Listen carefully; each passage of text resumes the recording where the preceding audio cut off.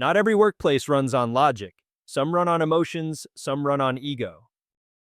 And some places run on rules so bizarre that if you stop and think about them for too long, you'll start questioning the entire concept of human civilization. This video is about those places. These are not stories about lazy employees, not about people who messed up or couldn't do their jobs. These are stories about people who got fired for doing what any normal human being would consider the right thing. Decisions that make you pause and ask, are they running a company or playing a very small, very petty power game? And we're starting with a story that's simple, familiar, and so absurd it barely sounds real. Story 1. He saved a life and got fired. A sunny afternoon in Florida. The beach is packed, everything feels calm and peaceful. A young lifeguard is on duty, standing exactly where he's assigned to stand, doing everything by the book. Textbook lifeguard, no notes. Then, it happens. Not too far away, a man starts struggling in the water. The only problem, he's outside the area this lifeguard is responsible for. According to the rules, that's not his job. He has a few seconds to think. A few seconds to choose between following protocol or following his conscience. He runs. He jumps into the water, pulls the man back to shore. The man survives. The family breaks down in tears, thanking him. The crowd applauds. Classic hero moment. Right. A few days later, the lifeguard gets called into a meeting. Not to be praised, not to be rewarded. Instead, he's told he violated protocol by leaving his post and created a legal risk. The message is very clear. Saving someone is good, but saving someone the wrong way is not allowed. Story 2. Taking a sip of water was labeled time theft. This is a warehouse. Hot, loud. Boxes so heavy your back starts filing daily. Workers are constantly moving, sweat everywhere, and drinking water basically a luxury item. Mid-shift, one employee stops for about 10 seconds, doesn't sit down, doesn't check their phone, just takes a sip of water.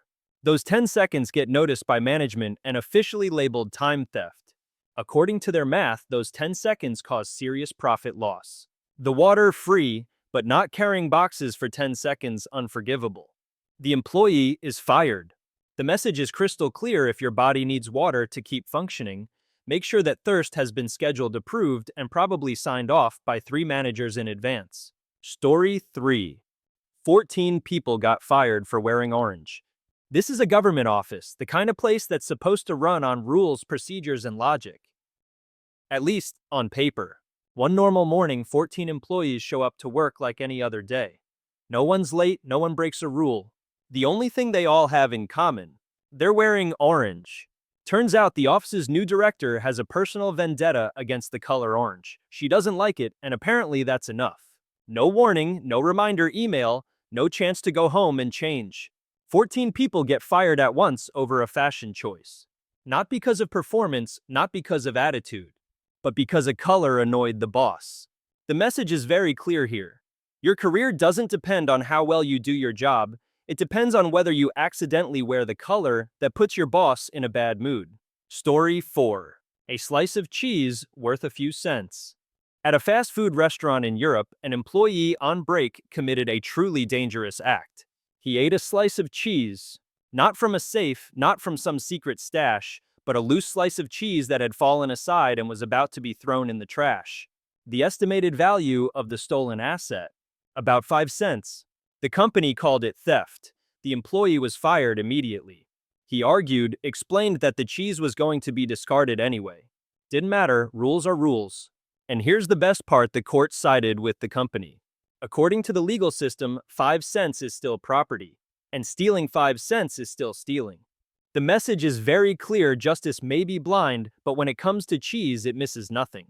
Story 5. Not smiling enough at work.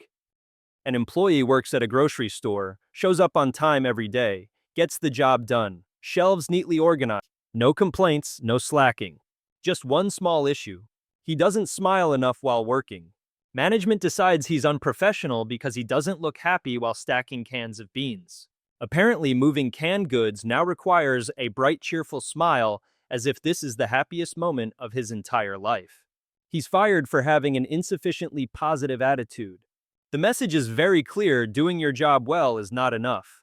You also have to look happy doing it. Here, you're not just paid to work, you're paid to perform emotions. So the real question is, when did a smile become a KPI, and why does it matter more than actual competence? Story 6. Writing an email in all caps. An employee sends an internal email asking about the work schedule. No insults, no threats, no rage. Just one noticeable detail. The email is written entirely in all caps. According to the boss, this is not an email. This is an act of aggression. In modern email culture, all caps equals shouting, and through this extremely creative interpretation, the employee has somehow created a hostile work environment using nothing but a keyboard. The employee explains he's not great with technology and writes that way because it's easier to read. Doesn't matter. The boss's feelings were hurt, and those feelings must be protected by firing someone. The message is very clear in this workplace: what you say matters less than how the boss feels while reading it. And one caps lock key is apparently more dangerous than an actual lie. Story 7. A cat as a computer wallpaper. An office employee shows up on time, does the work, no drama, no issues. But he makes one unforgivable mistake. His computer wallpaper is a cat. Not a destructive cat, not an offensive cat, just a cute little cat looking into the camera. The problem? It's not the company logo. Management decides this wallpaper shows a lack of commitment to the brand. Because apparently, if you're truly loyal, your screen should be advertising the company 24/7 even while you're staring at Excel. He gets fired for being insufficiently brand aligned. The message is very clear here: you don't just work for the company, you're expected to worship it. And if a single cat can threaten corporate identity, maybe the problem isn't the cat. Story 8. Not accepting the boss's friend request. An employee tries to keep one simple boundary: work is work. So when the boss sends a friend request on social media, he chooses not to accept. No blocking, no reporting, he just doesn't click the button. To the boss, this is not a personal choice. This is betrayal. Through some truly impressive mental gymnastics, not wanting to see the boss's vacation photos or dinner pics is interpreted as a lack of connection and a threat to office chemistry. Not long after the employee is fired for no longer being a cultural fit. The message is very clear here: you're not just selling your labor, you're also expected to loan out your private life. And if you thought social media was optional, congratulations. You misunderstood the rules of the game. Story 9. Reading a book when there's nothing to do. A receptionist works at a small office, the kind of place where the phone doesn't ring nonstop and there are long stretches of complete silence. When there are no visitors, no calls, nothing happening, she opens a novel and starts reading. Not during someone else's shift, not ignoring her duties, just reading during the moments when there is literally nothing to do. Management sees this and calls it time theft. According to them, reading a book means she's not focused even though there is nothing to focus on. Apparently, the correct move would have been to sit perfectly still, stare at a wall, and look busy. She's fired for her work attitude. The message is very clear here: looking busy matters more than actually being effective. Intelligence is treated like laziness, and productivity is measured by how convincingly you can pretend you don't have time to read even a single page. Story 10. Showing up too early. An employee always arrives at work an hour early, not to show off, not to score brownie points, just to get things ready before everyone else shows up and the day turns into chaos. He genuinely thinks he's doing the right thing. Management disagrees. According to them, arriving early disrupts procedures, affects insurance, and worst of all, makes other employees look lazy. His dedication becomes a problem that needs to be dealt with. In the end, he's fired for not complying with work hours. The message is very clear here: doing your job well doesn't automatically mean you're safe. Sometimes standing out for being too hardworking makes you a liability. In this corporate paradox, you're encouraged to do more as long as you don't do it differently. Story 11. Helping an elderly woman shovel snow. A delivery driver is on his usual route on a freezing winter morning. Tight schedule, the clock ticking every minute. Everything's normal until he sees an elderly woman struggling to shovel snow in front of her house. He stops the truck. Not for long, just a few minutes to clear the path so she doesn't slip and fall. No video, no photos, no social media post. Just a small, quiet act of kindness. The result: his delivery is 10 minutes late. The company doesn't care about the woman. They don't care about the weather. They care about one thing, only the numbers on the tracking board. And those 10 minutes are enough to get him fired for not following the schedule. The message is very clear here: time is more valuable than people. And kindness is only acceptable if it doesn't slow down the clock. Story 12. Locking a robber inside to help the police. A convenience store employee runs into a situation no training manual really prepares you for. A robber storms in and starts taking money. In the middle of the chaos, the employee does something surprisingly smart. He quickly locks the door, trapping the robber inside until the police arrive. No one gets hurt. No money is lost. The police arrest the guy. The community calls him a hero. The company, they call it a policy violation. According to the rules, employees are not allowed to confront or interfere. His brave decision is labeled a legal risk, and that risk needs to be removed. So he's fired. The message is very clear here: heroes are not welcome. Rules matter more than morality, and doing the right thing can sometimes be the worst mistake on your HR record. Story 13. Saving a coworker from violence. During a normal work shift, an argument suddenly escalates. A customer loses control and starts attacking another employee. It's fast, it's real, and it's dangerous. A coworker nearby doesn't overthink it. He jumps in, pushes the attacker away, and helps his colleague get out of harm's way. No one is seriously hurt. Everyone is safe. A few days later, he's called into a meeting. Not to be thanked, but to be told he committed physical contact, violating the company's non-intervention policy. According to legal protecting, a coworker creates more risk than letting the situation play out on its own. He's fired. The message is very clear here: safety comes second to liability. And if you help someone, make sure it doesn't make the company's lawyers uncomfortable. Story 14. Returning a customer's wallet. A server finds a wallet a customer left behind on the table. Inside, cash, credit cards, ID. He does the thing everyone is taught as a kid. He runs after them to give it back. The customer is incredibly grateful. No money lost, no calls to the bank, no canceled cards. Their entire day is saved by a few quick steps. A few days later, the employee gets called in. Not to be praised for honesty, but to be told he left his station without permission. According to the company, abandoning your post even for a moment is a violation. He's fired. The message is very clear here: honesty is a great value for posters on the wall. In real life, it's only acceptable if it doesn't interrupt the process. Morals are encouraged, just don't actually act on them. Story 15. Letting a child ride for free. It's a brutally cold winter day, snow falling, wind cutting straight through you. At a bus stop, a child is standing there shivering because they forgot their ticket. They're not scared of a fine, they're cold.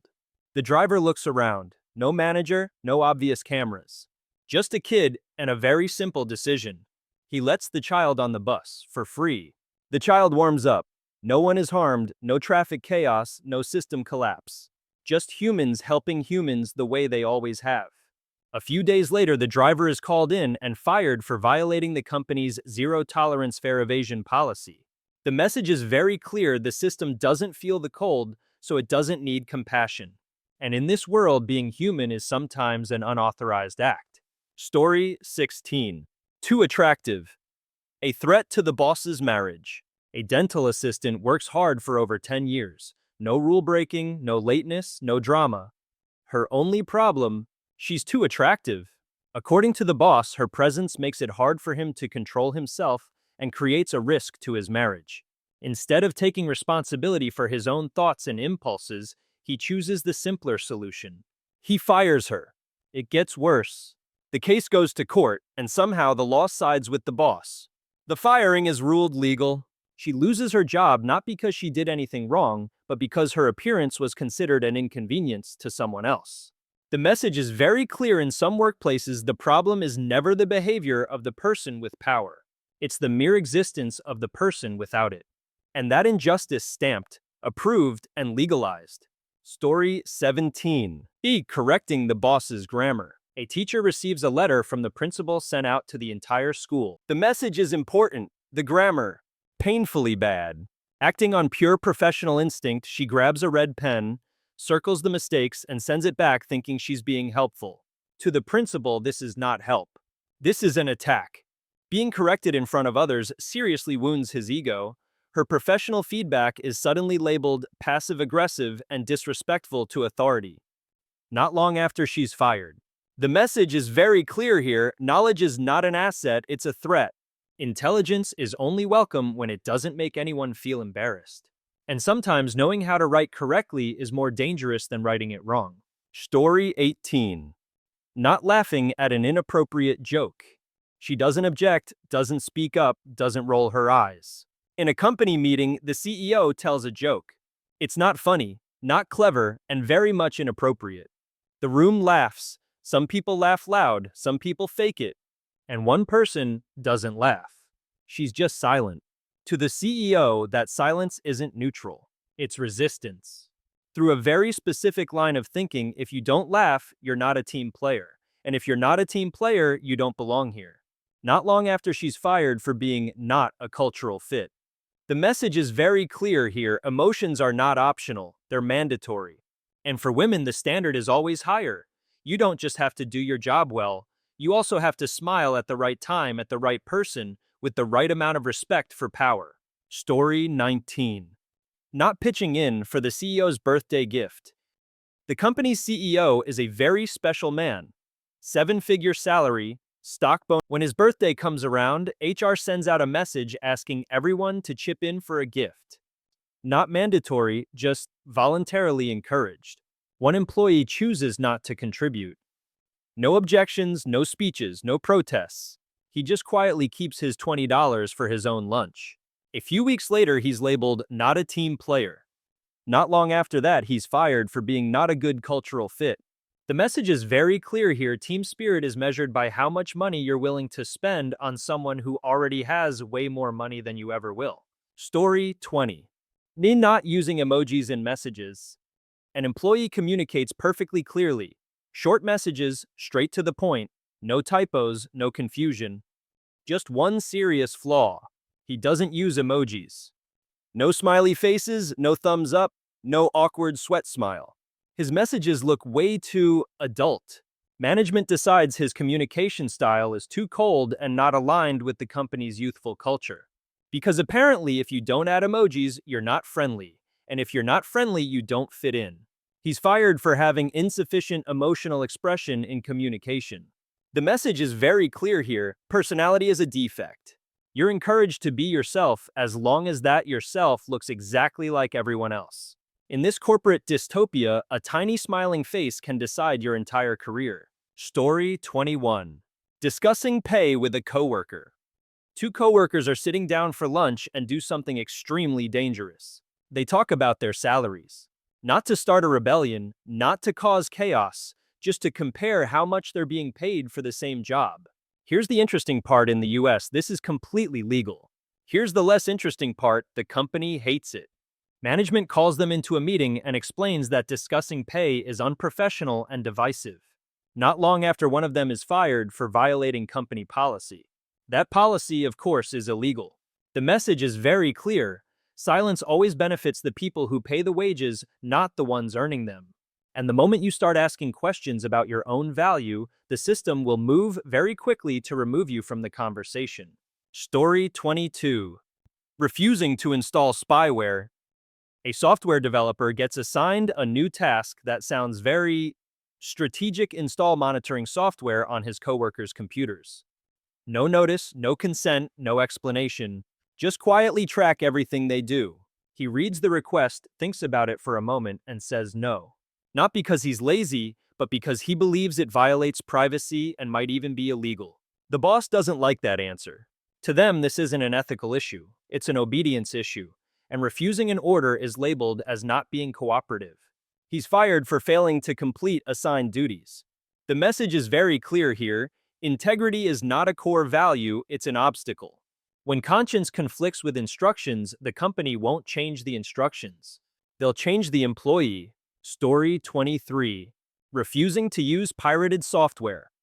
A graphic designer is given an urgent project. The problem: the company doesn't want to pay for the software license.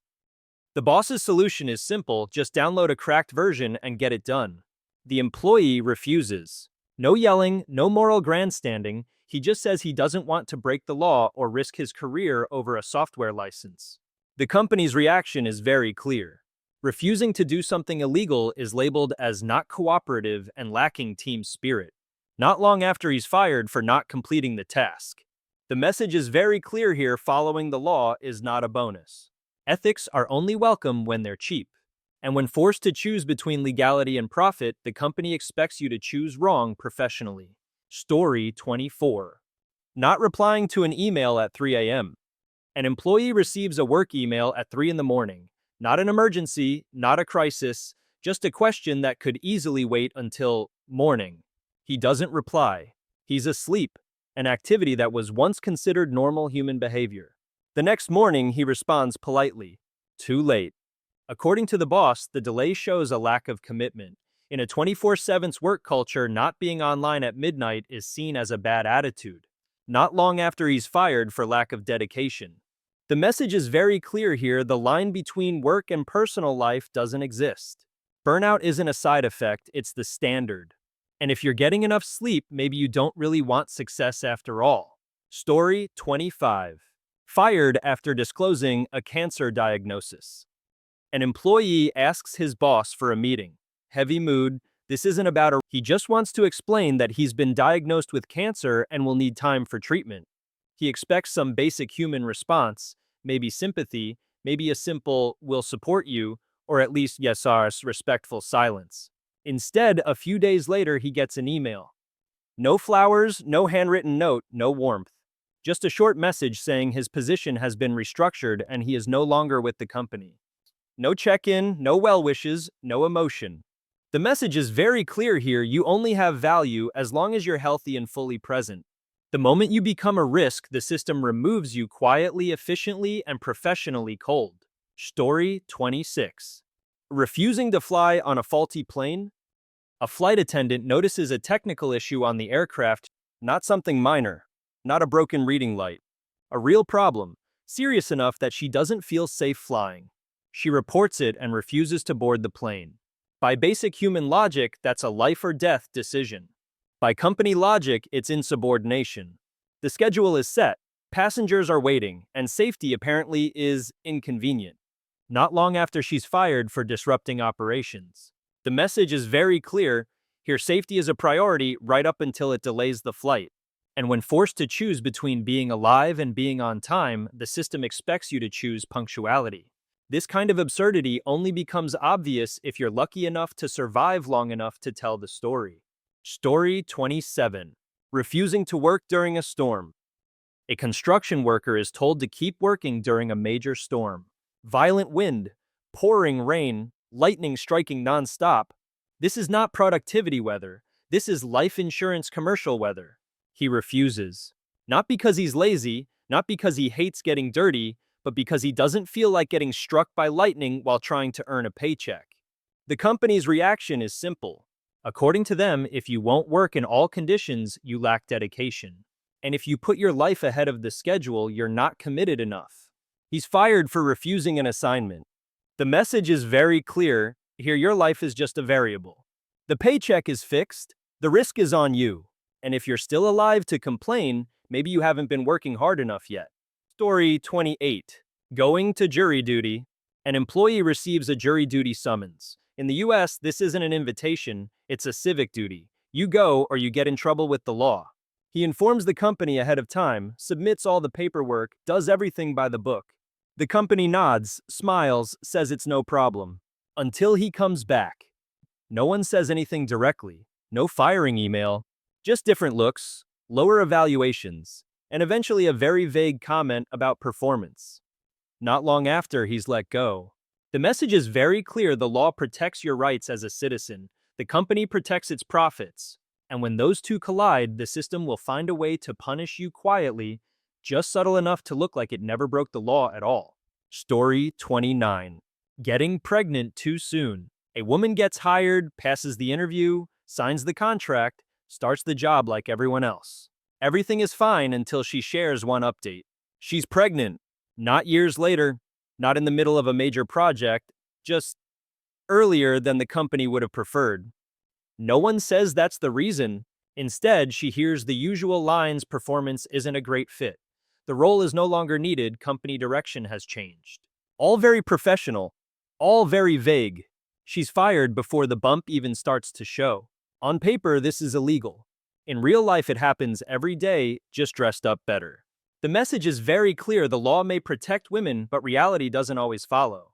And the biggest pressure isn't becoming a mother, it's becoming a mother at the exact time the company finds acceptable. Story 30. Automating his job too well. A programmer does exactly what companies always say they want. He optimizes the system. He writes code that fully automates his daily tasks.